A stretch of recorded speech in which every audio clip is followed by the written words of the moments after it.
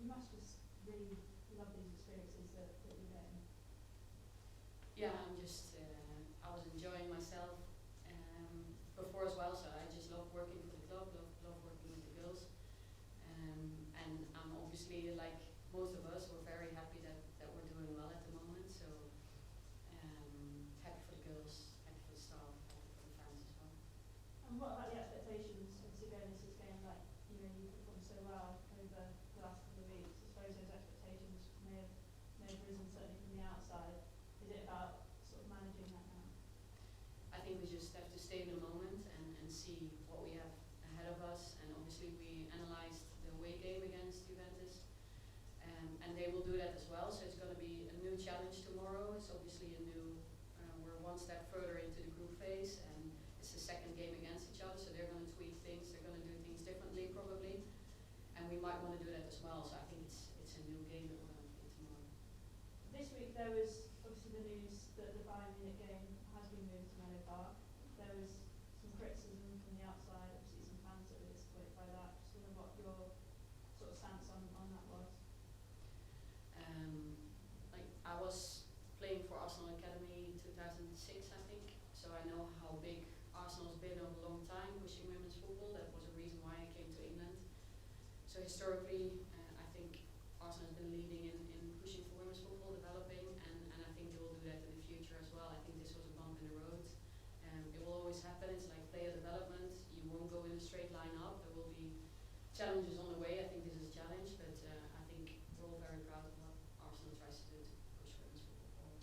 I suppose that almost gives you more motivation to want to qualify for knockout status, is to give the fans more experiences at the Emirates and these big Champions League games, because there might have been some that were obviously hoping to come to that game that would have to miss out. Yeah, no, motivation is really high.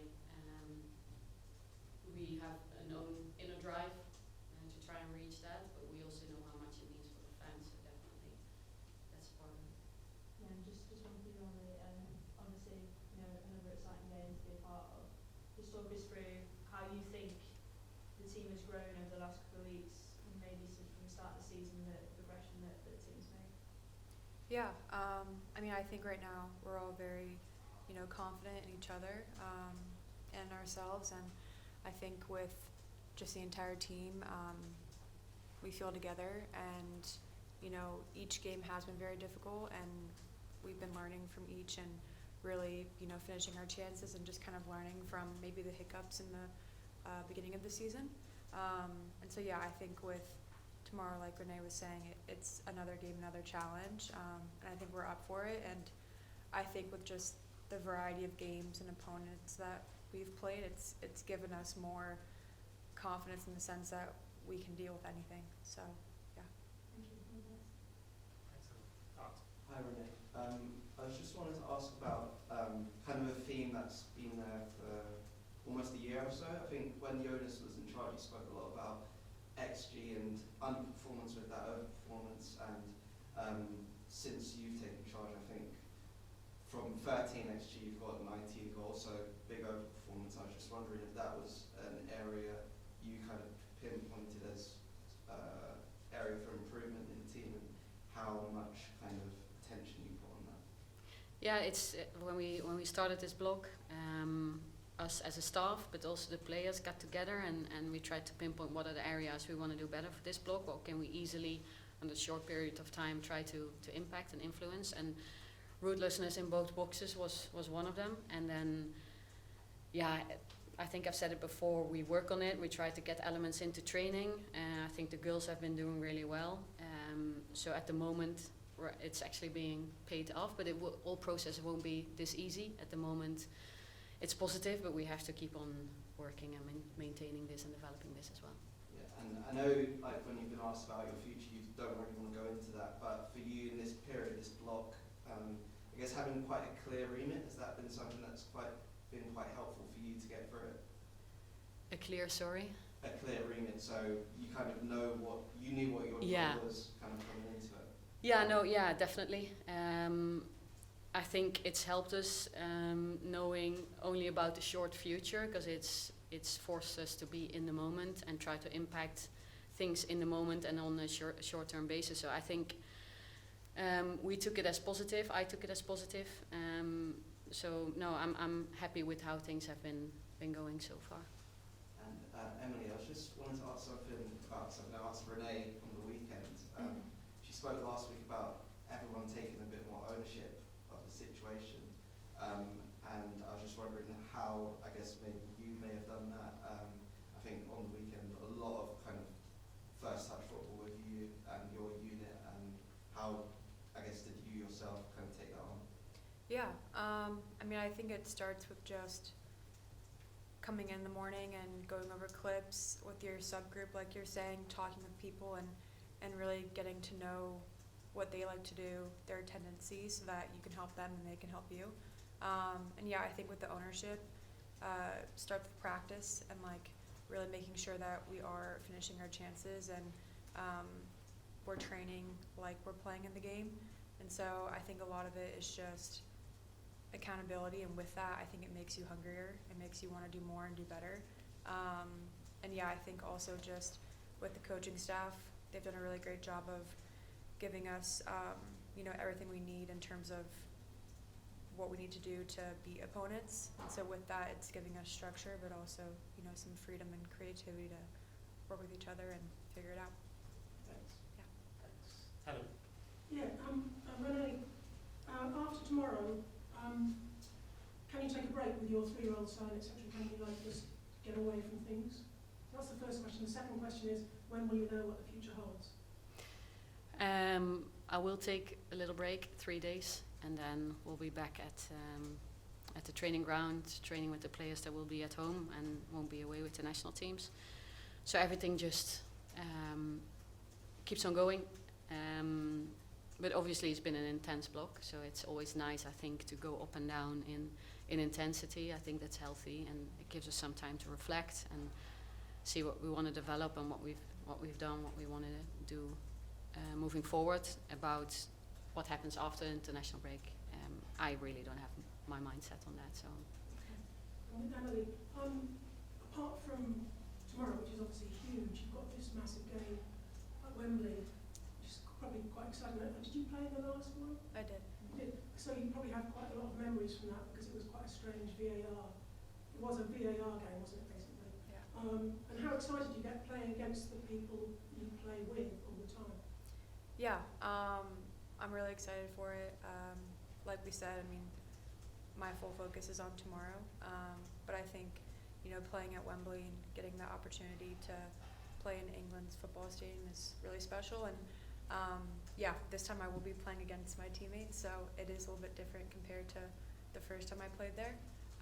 But I think we're all excited, and again, should be, almost a sold-out crowd. So. And you're all having Thanksgiving together, is that right? The whole USWNT dinner? Yeah, we will. Mm-hmm. Do you know where you're going? I mean, we're probably staying where we are. I don't think we're going to go anywhere, but I'm sure we'll have a typical Thanksgiving dinner, which will be With nice. an English dessert, I guess. We'll see. We'll see what happens. Maybe they'll give us both options. Spotted dip, I think. Yeah. Thank you very much. Thank you. Thanks. Thank you. Kit. Hi Renee. Can I ask about the challenge of playing the same team twice in 7 or 8 days? Like, what's kind of the unique challenges that poses? Well, obviously they know us very well now, and we know them very well. I think now it's a guessing game of what they will tweak and what they will do differently. We're also a little bit further into the group stage now. What's their mindset? What do they want to achieve in this game, and how will they try and achieve it? So we've been going through a couple of scenarios, what we think they might do. I think we have 3 or 4 scenarios in our head, so we have to be prepared for all of them. I think it's, from a coaching perspective, it's fun, because you have one performance and then you play against the exact same opponent, and the challenge that you have in front of you is to try to do it better. And we're obviously coming to the end of this block. How would you kind of reflect on it in terms of what it shows about yourself? Have you learned anything about yourself in this block? Do you feel kind of proven at all that you can lead one of the biggest clubs in the world? Learning loads, but I haven't come to that stage yet. I'm fully focused on the game tomorrow. The block isn't finished at all. We have a very big game left to play. So. And when we get out of tomorrow, you said that having this clear kind of idea of what your job is has really helped you in this block. At what stage would you like to have that clarity for that first game in December? Fully trust the club that they're trying to find the right solution to go forward. So. Thank you. Hi, Emily. Obviously, it seems like from the outside that things have improved under the woman sitting to your right, just from looking at the results of the past month. Can you kind of put your finger on kind of why there seems to have been those improvements? I mean, I think there's a lot of things. I definitely think with the coaching staff, we've had a lot of. It was a smooth transition in the sense, and I think with Renee, she brings a lot of confidence and very even-keeled and just straightforward. And I think with that, you just, again, clarity and also freedom with that. So, and again, with the accountability, I think, as a team, we all want to do better. And so it's never just one person or one reason why we're doing well or bad. And so with that, I think just collective responsibility and accountability to kind of come together and make things work and be better. Would you be keen for her to stick around beyond tomorrow? Yes, I think, again, Renee has been amazing this block and has shown us what she can do. But again, I think we all are focused, and why we've done so well is being focused on the present. And so with that, I think after tomorrow and then the international break, we all kind of disperse and then regroup and see where we're at. Thank you. Good luck tomorrow. Thanks, Kate. Aisha at the back. Hi, Renee. After the previous result against Juventus, how do you avoid complacency going into this leg at home? Oh, it was a hard game for us to play. It's 1-0 for a long time. We scored 3 late goals, so they get a chance early in the game. So I don't think there's any sign of complacency amongst us. We know how hard it was, and yes, in the end we get a big result, but it took us so much to get there, both physically, psychologically. So I don't think there's any complacency in the camp at the moment. And we see Emily shine on the pitch, but from a manager's perspective, what would you say makes Emily such a special player? Foxy's always working hard. She's extremely powerful physically, but with and without the ball. She's a great defender. She's now been here for a while, so she's built up some great partnerships with players around her, and like you can see, she's a good combiner. She recognizes spaces really well in the final third as well. So I think Foxy, very versatile player and a good player to work with.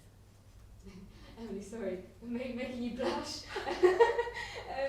You were player of the match in the last match against Juventus, and how do you personally back that performance up now that maybe they have become a bit familiar with you? Yeah, I mean, I think that's why it is fun to play a team twice after not a lot of time. So, I mean, I think it's just more of a challenge is how I see it. Like, how will they be the same or will they change? And if they do, like, how can I still impact and help my team win? So yeah, I think it's just more so like a challenge to see what I can do to be my best. And Kit touched on the friendly rivalry with the opposition, but I guess have you been maybe giving Emma Hayes any messages about potential things to look out for? I haven't. I mean, I feel like with Emma, she probably knows more than I do, just in terms of her length and stay here compared to me. So, no, nothing yet, yeah. And what's that like playing under Emma, where you were sort of playing against her before? Yeah, I mean, it is kind of similar to when you're playing against your teammates. It's a newness and a familiarity at the same time. So I think it'll be, especially for her, a lot of emotions coming to Wembley and playing against England. Thank you. Good luck tomorrow. Thank you. Brilliant. Before we go in here, we'll come to the call. Tim? Thanks. Renee, question for you about Leah, actually. Leah Williamson, I should say. A couple of weeks ago, you were asked about her form when perhaps she'd had a couple of difficult games with England, but I think it's fair to say she's very much back in form. When I look back at Arsenal's goals in this block, the amount of times they start with a Leah pass, It's pretty eye-catching, and I wondered, first of all, just generally about her coming back to form, and maybe how that kind of 3-2-5 build-up shape that we were talking about on Saturday, how that's maybe helping her just be a bit more central and pick up even more important areas. Yeah, Leah has been great so far. I think we've been building in that shape before as well. It's just we've built that shape in different ways. Last couple of games, Leah has been the central player, which I think brings out a lot of good things in Leah's qualities. She's a lot on the ball. She can reach both sides of the pitch.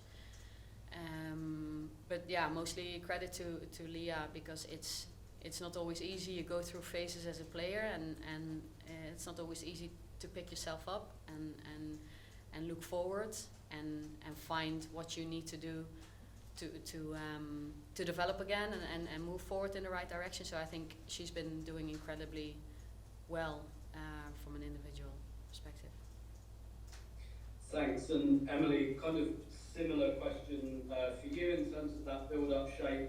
We really saw it with the US at the Olympics, where you were kind of almost that wide centre-back, and Crystal Dunn's pushing up, and Katie's doing something very similar. Like Renee said, I know that's not brand new, but I wondered whether the kind of greater defensive clarity in that shape and how it relates to your role with the US has helped you as well. Yeah, I mean, I think it's hard to compare US to here, just in the sense even though you could maybe say it is a similar shape, there's a lot of different differences and stuff. So I think again with how we've been playing, we understand and know what other people's roles and jobs are, so it's very fluid, I think the shape is. So even if I am going forward and getting the attack, I think Katie and I are on the same page in terms of our defensive structure, which, like you said, gives us clarity. Thanks, guys. Thanks, Tim. Ilaria? Good afternoon, everyone. My question is very simple and could be answered by both Emily and Renee. Good afternoon, by the way. My question is very simple, and it is, what are your feelings and sensations about playing such an important game like a Champions League game, which is against Juventus, in your new ground, since you have been playing at the Emirates starting from this season? Are you getting accustomed to the people, the supporters, and so on and so forth? And do you think that the supporters might give you the help you need in terms of atmosphere? Thank you. Yeah, I can say for me, playing there at night against in the Emirates, it's been amazing. Whether I think our first match there was a Wednesday night, and we had 5,000 supporters, and then the other day we had double the size of that. So I just think no matter how many people are there, we can hear them, and they make such a big difference for us and that stadium as well. So I think for us, playing at home, playing at the Emirates, it gives us that extra push that we need. Juventus is going to be a very tough opponent to play twice. We both have a lot at stake, so I think having that extra push and motivation from the supporters is going to mean a lot.